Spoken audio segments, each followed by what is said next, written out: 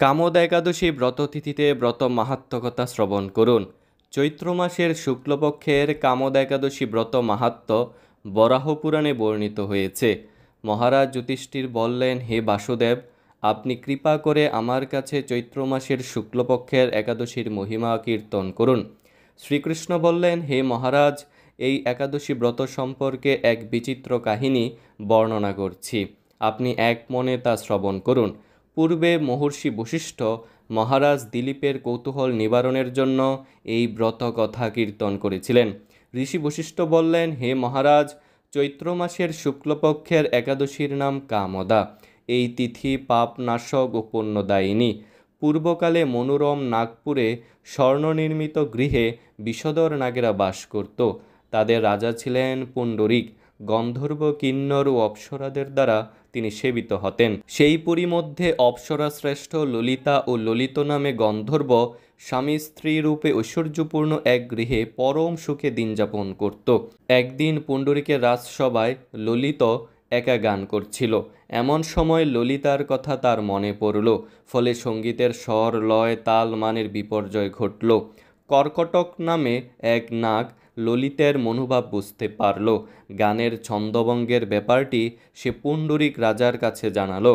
তা শুনে সর্পরাজ ক্রোধ ভরে কামাতুর ললিতকে, রে দুর্মতি, তুমি রাক্ষস হও বলে অভিশাপ দান করল।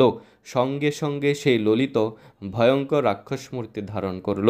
তার হাত 10 যোজন বিস্তৃত, মুখ পর্বত গুহাতুল্য, চোখ দুটি প্রজ্বলিত আগুনের মতো, ঊর্ধ্বে 8 যোজন বিস্তৃত প্রকাণ্ড এক শরীর সে লাভ করল।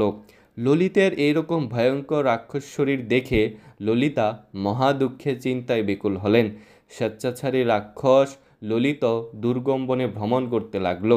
ললিতা কিন্তু তার সঙ্গ ত্যাগ করল না। ললিত নির্দয়ভাবে মানুষ ভক্ষণ করত। এই পাপের ফলে তার মনে বিন্দুমাত্র শান্তি ছিল না। পতির সেই দুরবস্থা দেখে পেধিত চিত্তে রোদন করতে করতে ললিতা গভীর বনে প্রবেশ করল। একদিন ললিতা বিন্ধ্য পর্বতে উপস্থিত হলো।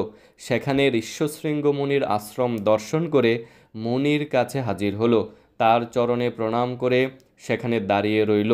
মুনিবর জিজ্ঞাসা করলেন, হে সুন্দরী, তুমি কে, কার কন্যা, কি কারণে বা এই গভীর বনে এসেছ, তা সত্য করে বলো। তদুত্তরে ললিতা বলল, হে প্রভু, আমি বীরধন্যা গন্ধর্বের কন্যা। আমার নাম ললিতা।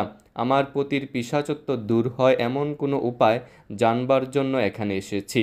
তখন ঋষি বললেন, চৈত্র মাসের শুক্লপক্ষের কামদা নামে যে একাদশী আছে, তুমি সেই একাদশী ব্রত যথাবিধি পালন করো।